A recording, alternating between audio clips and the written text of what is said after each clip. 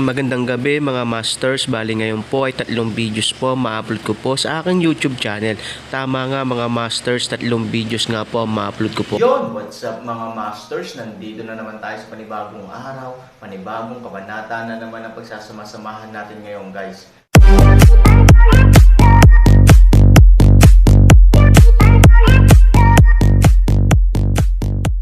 Bali mga masters, kung bago ka pa lang po sa aking YouTube channel, please click the subscribe button, lalong-lalo na po yung notification bell guys, para maging connected pa rin tayo sa isa't isa at maging updated kayo sa mga susunod ko pang video. Bali mga masters, bago natin umpisahan ng kwento ay mag-shoutout po muna tayo para sa mga solid nating tagapakinig. Sobra akong nagpapasalamat sa inyo mga Sec Masters at aking mga Emperor. Maraming salamat sa solid na pagsuporta nyo. Yun na nga mga masters, no? Bali hindi na ito patagalin. In 3, 2, 1, let's go! Mga masters, baka pwedeng hindi tayo mag-skip ng ads. Salamat mga masters. Ang bagong yugto ni Daryl sa Storytelling Channel sa YouTube mapapakinggan. Ang bagong kabanata. At natatandaan ko din ang mga bilin ng aking Lola Loss. Na kahit anong mangyari ay mas mabuting manatiling kalmado lang. Kahit anong senaryo ang aking pagdadaanan. Dahil walang nalulutas na problema kung pagkateranta at pag-alala ang aking uunahin. Yun ang aking mga natutunan sa aking Lola Loss Master Ken. Sabi ni Sophie nang nakangiti. Nang marinig ito ni Master Ken. Ito ay ngumiti at sinabi. Matured ka na nga Sophie. Alam mo na kung paano mo pakalmayan ang iyong sarili sa mga ganitong sitwasyon. Ilang taon pa ang lilipas ikaw ay isa na talagang tunay na dalaga. Napakahusay mo talagang bata ka sa iyong pagsisikap mag-isa.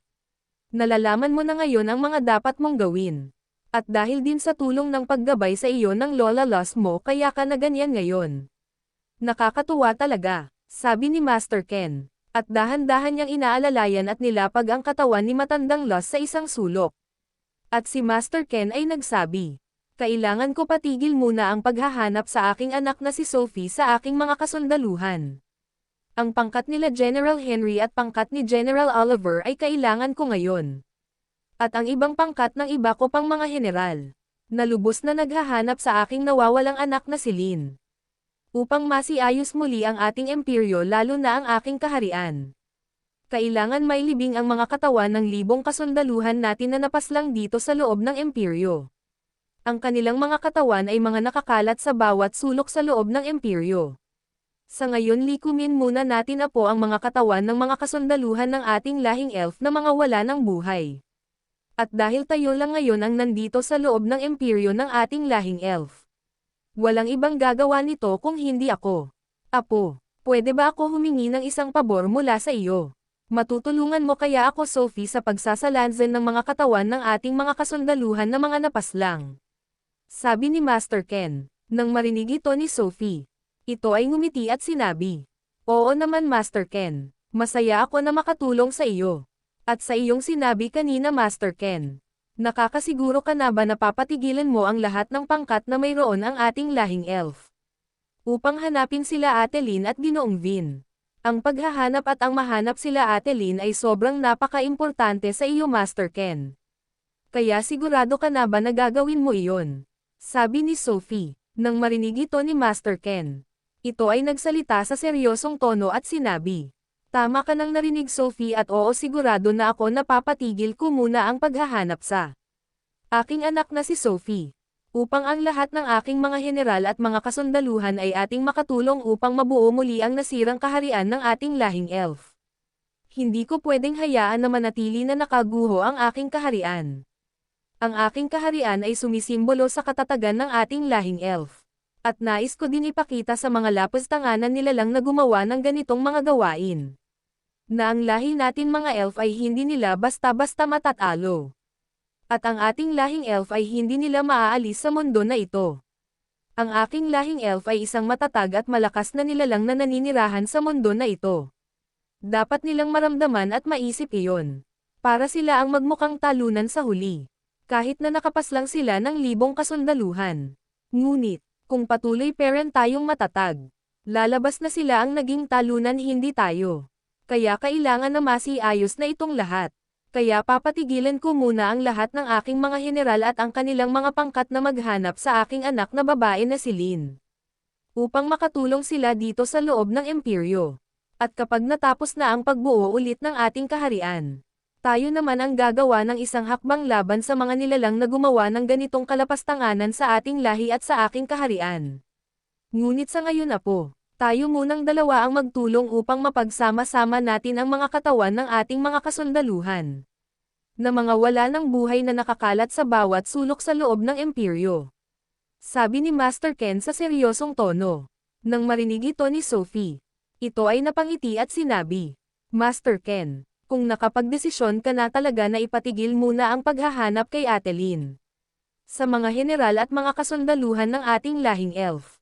Hindi ko na ito pipigilan pa. Na kahit sobrang importante din sa akin na makita na si Ate Lin. Ngunit, tama ka Master Ken. Ang pagiging matatag ng ating lahing elf ang makakapagpanalo sa atin sa ibang mga nilalang na mayroon sa mundo na ito. Lalo na sa mga nilalang na gumawa ng kalapastanganan na gawain sa ating lahing elf. At kailangan din malaman ng mga general at mga kasundaluhan ng ating lahi ang tungkol sa nangyari dito.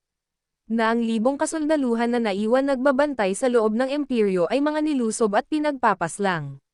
At pati mismong kaharian mo Master Ken ay winasak ng mga nilalang na iyon.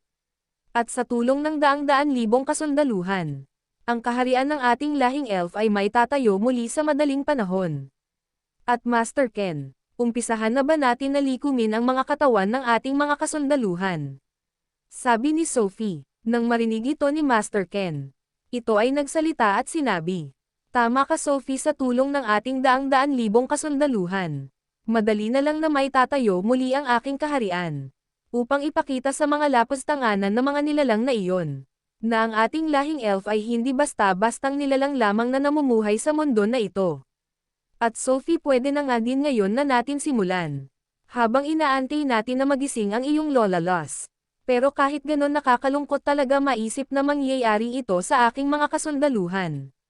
Nawalan sila ng buhay dahil sa kagagawan ng ibang nilalang na nais na wasakin at ubusin ang lahi ng mga elf. Nakakalungkot dahil wala ako dito sa mga oras na sila ay nakikipaglaban para sa kanilang mga buhay. Sabi ni Master Ken, nang marinig ito ni Sophie. Agad-agad itong naglakad at humawak sa braso ni Master Ken at sinabi, Master Ken, wala naman kahit sino sa atin na malalaman na mangyayari ang ganitong pangyayari. Oo nakakalungkot talaga ang nangyari sa ating lahing elf at sa iyong kaharian. Ngunit, walang ibang may kasalanan dito kung hindi ang mga nilalang na iyon na gumawa ng karumal-dumal na gawain sa ating mga kalahi. Master Ken, wag mo isisisi. Sa'yo ang nangyari sa kanila. Dahil wala kang kasalanan. At ang pagiging hari mo ng ating lahi ay wag mo maliitin dahil sa nangyari ngayon sa ating mga kalahi. Para sakin, ikaw ang pinaka-the best na hari ng ating lahi. Dahil sa iyo ang ating mga kalahi ay namumuhay ng masagana at mapayapa. Nangyari lang talaga itong hindi inaasahan na pangyayari. Dahil sa mga nilalang na nagtataglay ng kasamaan. Tuldok, babangon muli tayo at ang buo natin lahing elf. Halika na Master Ken. Umpisahan na natin na itabi at likumin ang mga katawan ng ating mga kasundaluhan na mga wala ng buhay. Sabi ni Sophie, nang marinig ito ni Master Ken. Ito ay napangiti at sinabi, salamat sa iyo apo. Salamat talaga Sophie. Kahit wala ang Ate Lin mo sa mga oras na ito. Dahil sa iyo hindi ako nakakaramdam ng sobrang lungkot. Nakikita ko sa iyo ang aking anak na si Lin Sophie. Kaya nagpapasalamat ako na naging apo ka ni Loss. Sabi ni Master Ken nang nakangiti. Nang marinig ito ni Sophie. Ito ay nagsalita at sinabi. Masaya din ako Master Ken. Na pumayag ka na maging kapamilya mo na din ako. Kami ng aking Lola Loss. Sabi ni Sophie. At naglakad ito ng dahan-dahan patungo sa mga katawan ng mga kasundaluhan ng lahing elf na wala ng mga buhay. At isa-isa niya itong pinagsama-sama sa iisang pwesto. Nakikita ni Master Ken ang ginagawa ni Sophie. Si Master Ken ay palihim na ngumiti at sinabi, ang bata talaga na ito. Kung tutuusin isang prinsesa din ang bata na ito. Dahil ang kanyang ina ay reyna ng mga mangkukulam na elf. At kung alam niya lang na siya ay may lahing demon.